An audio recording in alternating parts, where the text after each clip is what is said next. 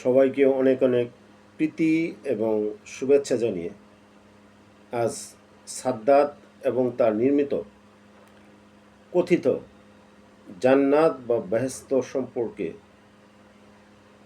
বিস্তারিত জানতে চেষ্টা করব। আপনি কি কখনো শুনেছেন একজন বাদশাহ বা রাজা পৃথিবীতে আল্লাহর জান্নাত বানিয়ে ফেলবে বলে জেদ ধরেছিল? সোনা রূপা দিয়ে তৈরি অপূর্ব সুন্দর প্রাসাদ, মণিমুক্তার ঝর্ণা, উঁচু উঁচু স্তম্ভ। আর ঠিক তখন সে তার স্বপ্নের বেহেশত ঢুকতে যাচ্ছিল, তখনই আল্লাহর নির্দেশনা বা আল্লাহর আযাব তার উপর নেমে এলো। এই গল্পটা শুনলে অনেকেরই মনে প্রশ্ন জাগে, এটা কি সত্যি বা কোরআনে আছে নাকি শুধু লোক কথা? আজ আমরা সেই বিখ্যাত সাদ্দাত ও তার কথিত জান্নাতের পুরো বিষয়টি খুব সহজ ও স্পষ্ট ভাষায় জানতে চেষ্টা করব।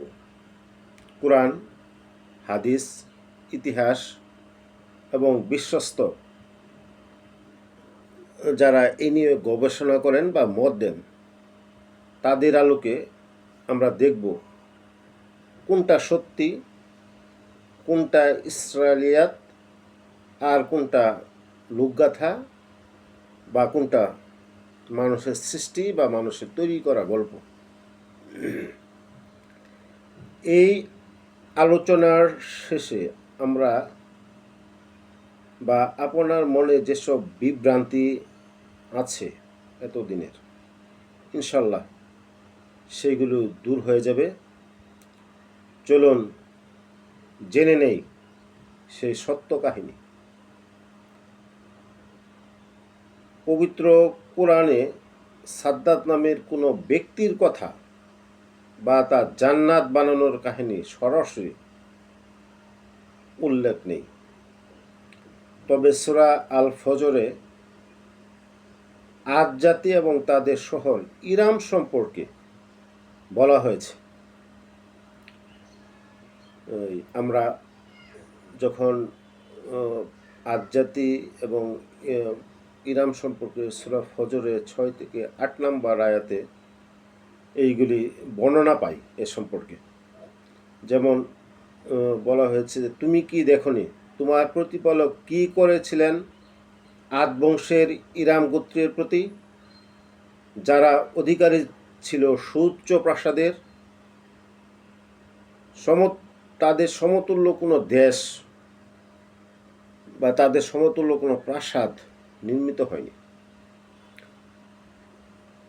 সাদ্দাতের তৈরি বেহেশত তৈরির যে বিস্তারিত ঘটনা আমরা লোকমুখে আমাদের প্রচলিত আছে, যেমন এরকম যে 300 বছর ধরে জান্নাত বানানো, সোনার উপর ইট, প্রাসাদ, নহর এবং প্রবেশের ঠিক পূর্ব মুহূর্তেই তার মৃত্যু, তার কোনো বর্ণনা পবিত্র কোরআনে পাওয়া যায়নি। যতটুকু জেনেছি, কোরআনে শুধু আদ জাতির একটি অত্যন্ত উন্নত ও সুউচ্চ স্তম্ভযুক্ত শহর ইরামের কথা বলা হয়েছে। কোরআনের মূল বার্তা আদ জাতির অহংকার এবং তাদের উপর আল্লাহর গজব বা শাস্তির শিক্ষা। হাদিস যদি আমরা বিশ্লেষণ এবং সত্যতার দিকে লক্ষ্য করি, রাসূল সাল্লাল্লাহু আলাইহি সাল্লামের কোনো সাহাবী, এমনকি বিশুদ্ধ বা দুর্বল কোনো হাদিসেই সাদ্দাতের এই কাহিনীর কোনো ভিত্তি পাওয়া যায় না। ভিত্তিহীন এসব বর্ণনা, যেসব কাহিনী পাওয়া যায় সেগুলো মূলত ইসরায়েলিয়াত বা জাল, এই ধরনের কিছু বর্ণনা পাওয়া যায়। অনেক গবেষক, তাদের অভিমত হচ্ছে এরকম। প্রখ্যাত মুহাদ্দিস ও হাদিসবিদ ইবনে কাসির তার তফসিরে স্পষ্টভাবে উল্লেখ করেছিলেন যে এটি একটি বানোয়াট কাহিনী। নির্ভরযোগ্য হাদিস বিশারদদের মতে এই কাহিনীটি জাল হিসাবে বা জাল হাদিস নামেও প্রচলিত। এটি মূলত পরবর্তীকালের লোকগাথা বা কাসাসুল আম্বিয়া থেকে এসেছে। ঐতিহাসিক পর্যালোচনা এবং ইসরায়েলিয়াত অনুযায়ী যদি আমরা পাই, দেখব যে আদ ছিলেন একজন অত্যন্ত শক্তিশালী ও প্রতাপশালী রাজা, যার নাম অনুসারেই আদ জাতির নামকরণ করা হয়। এই রাজা আদের দুই পুত্র ছিল, সাদিদ ও আরেকজন সাদ্দাত। তারাও পরবর্তীতে রাজা বা বাদশাহ, যে উপাধি হোক, তারা ওই স্থানটাকে দখল করেন বা রাজা হন। এই সাদ্দাতি নিজের অহংকারে একটি কৃত্রিম বেহেশত তৈরি করেছিলেন। এই পুরো বিবরণটি কুরআন এবং হাদিস কোথাও পাওয়া যায়নি, তবে ইসরায়েলিয়াত এবং প্রাচীন ইতিহাস গ্রন্থে এভাবেই রয়েছে। ইতিহাস ও তাফসিরের বিভিন্ন কিতাবে, যেমন তাবারি বা কাসাসুল আম্বিয়াতে এই কাহিনী যেভাবে বর্ণিত হয়েছে, এখন ওদিকে যদি আমরা লক্ষ্য করি বা উদ্দেশ্য কি বা নির্মাণ শৈলী কি, তাহলে দেখব যে সাদ্দাত ছিল আদ জাতির একজন অত্যন্ত শক্তিশালী এবং অহংকারী রাজা। সে তার আম্বিয়া সে যখন এই আল্লাহর জান্নাতের বর্ণনা শুনে, তখন সে আল্লাহর জান্নাতের প্রতি ঈমান না এনে জেদ করে বসে যে সে পৃথিবীতে তার চেয়ে উত্তম জান্নাত বা বেহেশত তৈরি করবে। এগুলি এখন বলতেছে, এগুলি বিভিন্ন কাহিনী অনুযায়ী বা ওই অনুযায়ী এই বর্ণনাগুলি বলতেছে। হজরত হুদ আলাইহিসসালামকে আল্লাহ তাআলা সুউচ্চ, শক্তিশালী এবং সমৃদ্ধশালী আদ জাতির হেদায়েতের জন্য প্রেরণ করেছিলেন। সাদ্দাত এবং তার ভাই সাদিদ ছিল এই আদ জাতিরই এক প্রবল প্রতাপশালী শাসক। ভাইয়ের মৃত্যুর পর সাদ্দাত একক আধিপত্য বিস্তার করে বা অধিপতি হয়ে বসে এবং তৎকালীন পৃথিবীর এক বিশাল অংশ তার নিয়ন্ত্রণে চলে আসে। হজরত হুদ আলাইহিসসালাম যখন সাদ্দাত ও তার কওমকে এক আল্লাহর ইবাদত করার আহ্বান জানান এবং ঈমান আনার বিনিময়ে আল্লাহ তাআলার পক্ষ থেকে চিরস্থায়ী সুখের স্থান জান্নাত বা বেহেশতের সুসংবাদ দেন, তখন সাদ্দাত তা অহংকারের সাথে প্রত্যাখ্যান করে। সাদ্দাত ঔদ্ধত্য প্রকাশ করে বলে, হুদ যে জান্নাতের কথা বলছে, আমার আল্লাহ সে জান্নাতের আমার আল্লাহ সে জান্নাতের কোনো প্রয়োজনে নেই, মানে আল্লাহর জান্নাতের তার কোনো প্রয়োজন নেই। এমন জান্নাত আমি নিজেই পৃথিবীতে তৈরি করে দেখাতে পারি। এই চরম অহংকার ও প্রতিদ্বন্দ্বিতার মানসিকতা থেকেই সে ইয়েমেনের এডেম অঞ্চলের মরুভূমিতে ইরাম নামক এক বিশাল বিলাসবহুল ও কৃত্রিম বেহেশত বা জান্নাত তৈরির পরিকল্পনা করে, যা তৈরি করতে সুদীর্ঘ সময় এবং বিপুল ধন সম্পদ ব্যয় করতে হয়েছিল। সাদ্দাত যখন তার স্বপ্নের বা অহংকারের বেহেশতের সম্পূর্ণ শেষ করে সেখানে প্রথমবার প্রবেশ করতে যাচ্ছিল, ঠিক তখনই আল্লাহর গজব নাজিল হয়।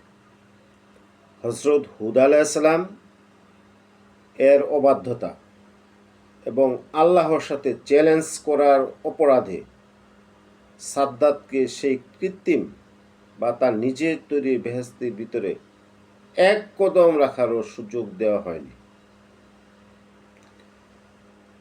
তার প্রবেশের ঠিক পূর্ব মুহূর্তেই আল্লাহর নির্দেশে তার জান কবজ করেন এবং এক বিরাট ও বিকট ভয়াবহ শব্দ ও প্রচণ্ড বাতাসে সাদ্দাত সহ তার পুরো সৃষ্টি এবং সঙ্গী সাথী সহ ধ্বংস হয়ে মাটির নিচে ধসে যায়। তার নিজের তৈরি করা শহর বা জান্নাত মুহূর্তের জন্য সে প্রবেশ করতে পারেনি। হযরত হুদ আলাইহিস সালাম সাদ্দাতকে আল্লাহর দেওয়া আসল জান্নাতের দিকে আহ্বান করেছিলেন, কিন্তু সাদ্দাত আল্লাহর ও তার নবীকে মিথ্যা প্রতিপন্ন করতে এবং নিজের অহংকার জাহির করতে পৃথিবীতে কৃত্রিম বেহেশত বানানোর দুঃসাহস দেখায়। ফলে নবীকে অমান্য করার চরম শাস্তি হিসাবে সে ও তার তৈরি বেহেশত চিরতরে ধ্বংস হয়ে যায়। আসলে সাদ্দাত এবং তার তৈরি জান্নাত বা বেহেশতের সততা কতটুকু, এইগুলি ইমাম ইবনে কাসির তার বিখ্যাত তাফসির গ্রন্থ তাফসির ইবনে কাসির এবং ইতিহাসের বই আল বিদায়া ওয়ান নিহায়াতে পরিষ্কারভাবে উল্লেখ করেছেন যে সাদ্দাত নামের কোনো রাজা বা বাদশাহ তার সোনা রূপার ইট দিয়ে বানানো জান্নাত এবং সেখানে প্রবেশ করার মুখে মারা যাওয়ার এই পুরো গল্পটি বানোয়াট ও ইসরায়েলি কাহিনী। এইগুলি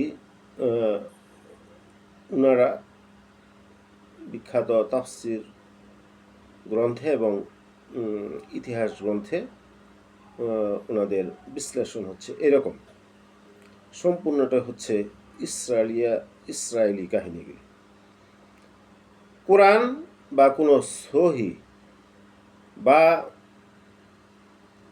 দুর্বল হাদিসে সাদ্দাত নামের কোনো ব্যক্তির অস্তিত্ব বা তার কৃত্রিম জান্নাত বানানোর ঘটনার কোনো উল্লেখই নাই। ইসরায়েলিয়াত কি এবং কেন, অনেকে মনে হয়তো প্রশ্ন জাগে। ইসরায়েলিয়াত হলো ইসলামী তাফসির, হাদিস ও নবীদের কাহিনীতে প্রবেশ করা এমন বর্ণনা যা মূলত ইহুদি বা খ্রিস্টানের উৎস থেকে আগত। এর প্রধান উৎস হল ইহুদি খ্রিস্টান ধর্মগ্রন্থ এবং প্রাক ইসলামী যুগের লোকগাথা কাব আল আহবার বা এইগুলি মাধ্যমে এগুলি অনেক সময় ইসলামী সাহিত্যে প্রবেশ করেছে। কাব আল আহবাব বা ওয়াহব ইবনে মুনাব্বিহ এদের মাধ্যমে অনেক ক্ষেত্রে ইসলামী সাহিত্যে বিষয়গুলি ইসরায়েলিয়াতের বিষয়গুলি এই সাহিত্যে প্রবেশ করেছে। প্রাথমিক যুগে এগুলি কোরআনের সংক্ষিপ্ত কাহিনীগুলো বা বা কিস্সাগুলোকে বিস্তারিত করতে এগুলি সাহায্য করেছে। এর কিন্তু অনেক নেতিবাচক প্রভাবও লক্ষ্য করা যায়। এর অনেক বর্ণনা জাল বা বানোয়াট, যা অনেক সময় নবীদের চরিত্র নিয়ে বিভ্রান্তি সৃষ্টি করে। আধুনিক যুগের গবেষকগণ বা যারা এই সম্বন্ধে গবেষণা করেন, ইসলামের বিশুদ্ধতা রক্ষার জন্য এগুলোকে বর্জনীয় মনে করেন। আমরা এখন যদি দৃষ্টি দিই যে এগুলি মানুষের পূর্বে থেকে এগুলির মানুষের কিভাবে চলে আসছে, মানুষের দৃষ্টিভঙ্গি কীরকম, তাহলে লক্ষ্য করব যে প্রাথমিক যুগে ইমাম তাবারি বর্ণনাগুলো গ্রহণ অনেক করেছেন, তবে সাথে সাথে সনদ বা সূত্র উল্লেখ করে দিয়েছেন, যেগুলি বিভিন্ন মাধ্যমে সাহিত্যে চলে আসছে। এগুলি প্রাথমিক যুগে। তারপরে যদি আমরা মধ্য যুগের দিকে চিন্তা করি, তাহমিয়া ইবনে কাসির কঠোর সমালোচনা করেছেন এগুলোর সম্বন্ধে। শুধু যা কোরআন হাদিসের সাথে মেলে তাই রাখা যাবে,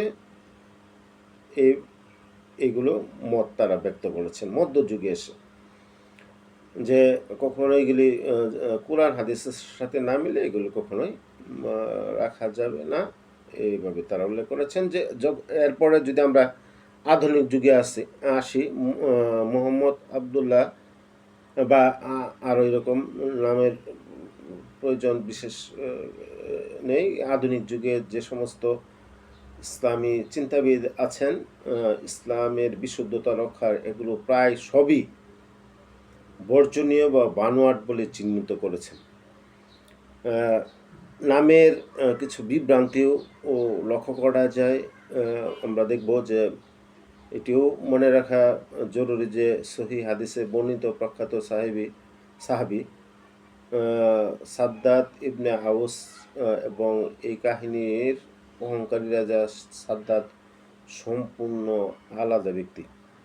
আবার বিষয়টা বলি, এটা আমাদের সকলেরই বিশেষভাবে মনে রাখা প্রয়োজন যে সহিহ হাদিসে বর্ণিত প্রখ্যাত সাহাবী সাদ্দাত ইবনে আউস রাদিয়াল্লাহু আনহু এবং এই কাহিনীর এতক্ষণ যে কাহিনী বা বললাম, এই কাহিনীর অহংকারী রাজা সাদ্দাত সম্পূর্ণ কিন্তু দুই ব্যক্তি বা সম্পূর্ণ আলাদা ব্যক্তি। নাম একই থাকলেও এগুলি আমাদেরকে বিশেষভাবে মনে রাখতে হবে। যদিও কাহিনীটি ঐতিহাসিকভাবে প্রমাণিত নয়, তবে এটি মানুষকে একটি নৈতিক শিক্ষা দেয়। মানুষের ক্ষমতা বা সম্পদ যত বিশালী হোক, আল্লাহর অবাধ্য হয়ে বা অহংকার করে কেউ টিকে থাকতে পারে না। এগুলি আমরা কখনোই এগুলি শিক্ষা হিসেবে নেওয়া যায়, যে কাহিনীটা কখনোই ঐতিহাসিকভাবে প্রমাণিত নয়, নৈতিক শিক্ষা হিসাবে এগুলোকে অনেক সময় গ্রহণ করা যায় এই অর্থে যে আল্লাহর অবাধ্য হলে কি পরিণত হয়, শুধু এই ক্ষেত্রে। সাদ্দাদের কাহিনীটি মূলত একটি ঐতিহাসিক লোকগাথা যা কুরআনে বর্ণিত ইরাম শহরের ব্যাখ্যার সাথে যুক্ত হয়েছে। ইসলামী আকিদা বা নির্ভরযোগ্য কোনো ধর্মীয় দলিলে এর কোনো বাস্তব ভিত্তি নেই। একে শোনানোর সময় নৈতিক শিক্ষা হিসেবে ব্যবহার করা যেতে পারে, কিন্তু একে ধর্মীয় সত্য হিসাবে বিশ্বাস করা ঠিক নয়। যেহেতু সাদ্দাদের এই দীর্ঘ কাহিনীটি কুরআনের মূল বার্তার অবাধ্যতার কারণে আজ জাতি ধ্বংস হওয়ার যে বার্তাগুলি পাওয়া যায়, আমরা এই কোরআনের মূল বার্তার সাথে সাংঘর্ষিক নয়। তাই প্রচলিত ইতিহাসবিদ ও গল্পকাররা শিক্ষণীয় রূপক গল্প বা লোকগাথা হিসেবে একটি যুগের পর যুগ বিভিন্ন বইয়ে বা বিভিন্ন কিতাবে আলোচনা করে এসেছেন। কিন্তু দ্বীনি বিশ্বাস বা আকীদার ক্ষেত্রে এর কোনো মূল্য নেই। নির্ভরযোগ্য আলেমদের মতে কুরআন ও সুন্নাহর আলোকে যাচাই না করে এমন ইসরাইলিয়াত গ্রহণ করলে আকীদাগত বা বিভ্রান্তির আশঙ্কা থাকে। বিভ্রান্তি নিরসনের জন্য কথাগুলো বললাম। আল্লাহ আমাদেরকে সঠিক বুঝ দান করুন। সাদ্দাত এবং তার নির্মিত কথিত জান্নাত বা বেহেশত সম্পর্কে আজ এ পর্যন্ত।